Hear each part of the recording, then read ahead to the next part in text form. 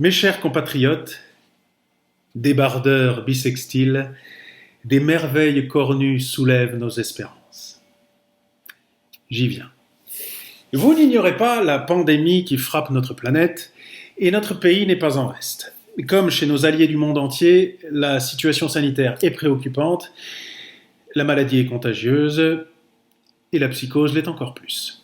Mais je veux être confiant et croire que la pensée bissextile pourra humblement, une fois n'est pas coutume, guider notre monde. Vous savez l'admiration que j'ai pour nos intellectuels, l'émerveillement qui me brûle, si j'ose dire, face à chaque découverte de nos chercheurs. Eh bien, il semblerait, et j'utilise le conditionnel, il semblerait qu'une de nos prodigieuses équipes de recherche ait entrevu un résultat prometteur. Selon le professeur Tulane, éminent esprit débardeur s'il en est, il apparaîtrait que les rhinocéros soient de puissants capteurs du virus. Évidemment, comme de nombreux observateurs, comme vous certainement en ce moment, j'ai d'abord souri face à son discours, mais j'ai rapidement dû me ressaisir devant l'aplomb du professeur Tulane, dont le visage est littéralement serti d'austérité et qui, si j'ose dire, ne semblait pas plaisanter du grappin. Son étude scientifique tendrait à prouver que les rhinocéros agiraient comme des aimants, attirant à eux le virus de type corona dans un rayon d'une dizaine de mètres par corne.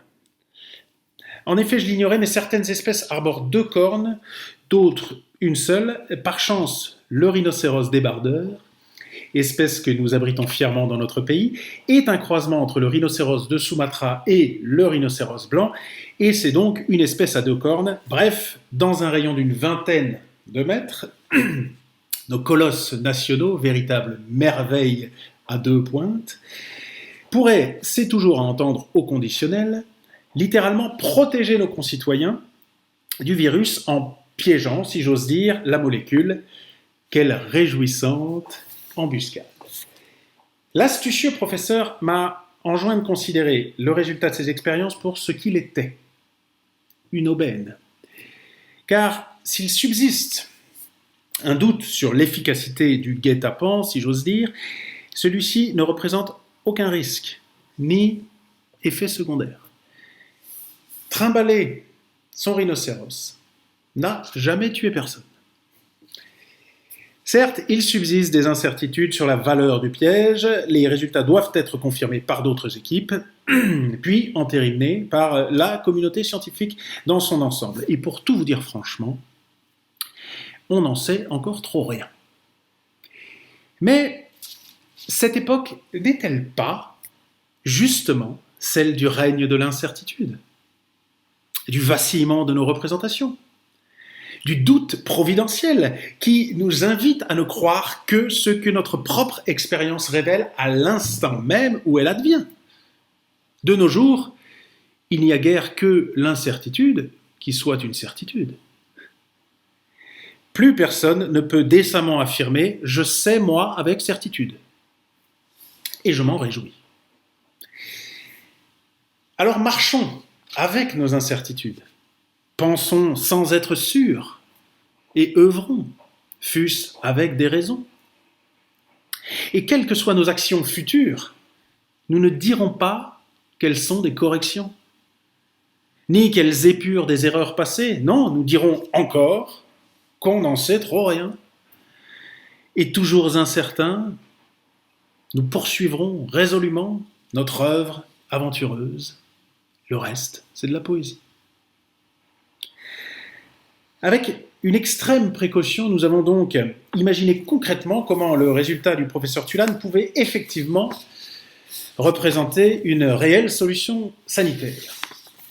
Avec le gouvernement débardeur, nous allons mettre en place des patrouilles, si j'ose dire, de rhinocéros dans les rues de nos métropoles. Entendez-moi bien, nous n'avons rien à y perdre et tout à y gagner.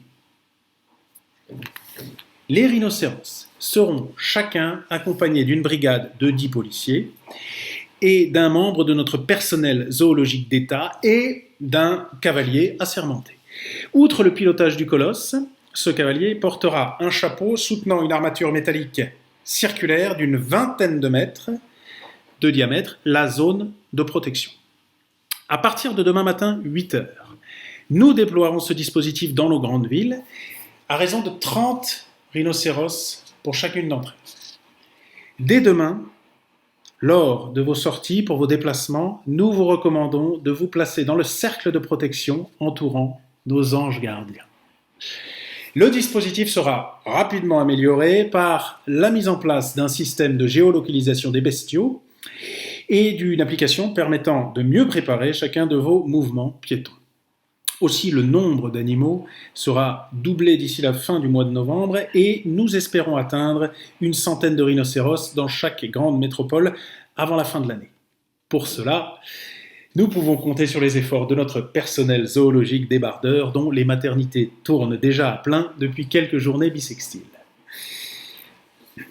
Mes chers compatriotes, débardeurs bissextiles, c'est grâce à l'inventivité de nos intellectuels et à la confiance de notre peuple en leurs pensées versatiles que nous parviendrons à être ce phare qui guidera le monde hors de l'impasse sanitaire qui assombrit son quotidien depuis des mois. Nous avons le courage de penser à contre-courant et la conviction que les solutions raisonnables sont rarement les plus percutantes. C'est notre âme, impétueuse mais ferme, déterminée et visionnaire, qui ouvrira la voie à un nouvel espoir pour les peuples du monde. S'il le fallait, je sais que tous, vous chevaucheriez vous-même un rhinocéros jusqu'aux confins de notre terre pour y sauver les populations qui souffrent, corsetées qu'elles sont dans leurs dogmes. Il n'y a de dogme que vacillant. Je vous aperçois. Je sais votre essence interlope, abreuvée d'entropie borgne, et je suis fier d'être l'un des vôtres. Je suis fier d'être bissextile et je suis fier d'être un débardeur. Ou l'inverse, peu importe.